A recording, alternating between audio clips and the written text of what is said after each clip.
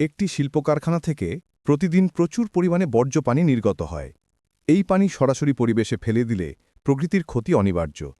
তাই বর্জ্য পানি প্রথমে প্রবেশ করে ইটিপির প্রাথমিক ধাপে, যেখানে বড় বড় ময়লা যেমন প্লাস্টিক, কাপড়ের টুকরা, কাগজ, পলিথিন এবং ভারী কঠিন বস্তুকে আটকানোর জন্য থাকে বার স্ক্রিন বা স্ক্রিনিং সিস্টেম।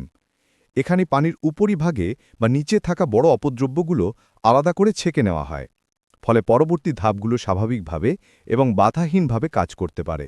এই স্ক্রিনিং সম্পন্ন হওয়ার পর পানি প্রবেশ করে ইনলেট ফ্লো মিটারের মাধ্যমে। ফ্লো মিটার দেখায় ঠিক কত পরিমাণ পানি ইটিপিতে ঢুকছে, কারণ প্রতিটি ধাপে কত লিটার পানি প্রক্রিয়াজাত হচ্ছে তা জানা অত্যন্ত জরুরি। এই পরিমাপ অনুযায়ী aeration, chemical dosing, blower air supply সবকিছু হিসাব করা হয়। ইনলেট ফ্লো মিটারের রিডিং দেখে সিস্টেম বুঝতে পারে পানি প্রবাহ কম নাকি বেশি, এবং সেই অনুযায়ী পরবর্তী ট্যাঙ্কগুলোর লেভেল নিয়ন্ত্রণ করা হয়। ইনলেট ফ্লো মিটার অতিক্রম করে পানি প্রবেশ করে ইকুয়ালাইজেশন ট্যাঙ্কে। এই ট্যাঙ্কের কাজ হল বিভিন্ন সময়ের বর্জ্য পানি একসাথে মিশিয়ে প্রবাহ স্বাভাবিক রাখা। এখানে ব্লোয়ারের মাধ্যমে নিচে ক্রমাগত এয়ার দেওয়া হয়, যাতে পানি মিশ্রিত থাকে ও গ্যাস বা দুর্গন্ধ সৃষ্টি না হয়। এই বুদবুদগুলো পানির ব্যাকটেরিয়ার জন্য একটি স্থিতিশীল পরিবেশ তৈরি করে।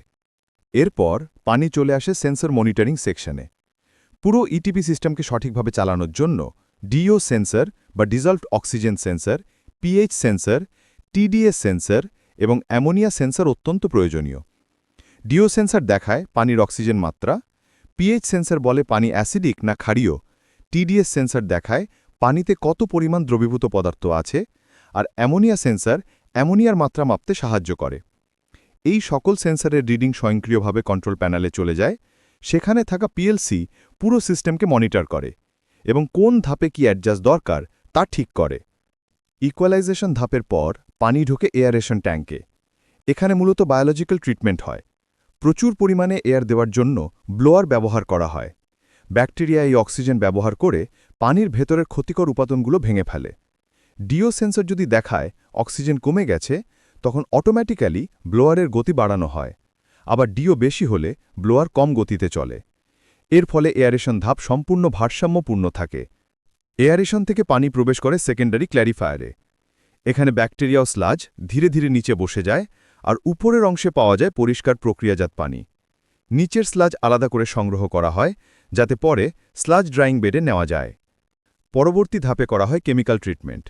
পিএইচ সেন্সর দেখায় কখন পিএইচ কমে যাচ্ছে বা বাড়ছে। সেই অনুযায়ী লাইম, অ্যাসিড, অ্যালাম বা পিএসির মতো কেমিক্যাল ডোজিং পাম্পের মাধ্যমে পানিতে মেশানো হয়, যাতে পানি তার স্বাভাবিক অবস্থায় ফিরে আসে। এই ডোজিংও পিএলসির মাধ্যমে স্বয়ংক্রিয়ভাবে নিয়ন্ত্রিত হয়। শেষ ধাপে পানি আসে টার্সিয়ারি ট্রিটমেন্ট ইউনিটে, যেখানে sand filter, activated carbon filter এবং কিছু ক্ষেত্রে ইউভি ডিসইনফেকশন ব্যবহার করা হয়। এতে পানির রং, গন্ধ ও অবশিষ্ট সূক্ষ্ম দূষণ সম্পূর্ণভাবে দূর করা হয়। এবার এই পরিশোধিত পানি বেরোয় আউটলেট ফ্লো মিটারের মাধ্যমে। আউটলেট ফ্লো মিটার দেখায় ইটিপি ঠিক কত লিটার পানি প্রতিদিন পরিবেশে ফেরত দিচ্ছে বা পুনঃব্যবহারের জন্য পাঠাচ্ছে। এতে কারখানার দৈনিক পরিশোধন ক্ষমতা, রিপোর্টিং এবং পরিবেশ অধিদপ্তরের তথ্য সংরক্ষণ অতিরিক্ত সহজ হয়। অবশেষে বহু সংখ্যক ধাপ অতিক্রম করে এই ইটিপি প্ল্যান্ট সম্পূর্ণ নিরাপদ, পরিষ্কার এবং পরিবেশ বান্ধব পানি সরবরাহ করে।